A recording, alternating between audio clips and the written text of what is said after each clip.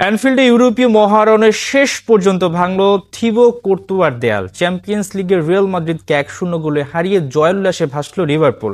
একমাত্র গোলটি আসে আর্জেন্টাইন মিডফিল্ডার অ্যালেক্সিস ম্যাক অ্যালিস্টারের হেড থেকে।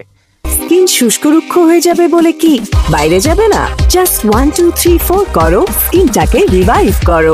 পুরো ম্যাচ জুড়ে আক্রমণ ভাগে আধিপত্য দেখায় আর্নে স্লটের শিষ্যরা। 17টি শটের মধ্যে 9টি ছিল লক্ষ্যে, যেখানে মাদ্রিদের 8 শটের কেবল 2টি গোলমুখে পৌঁছায়।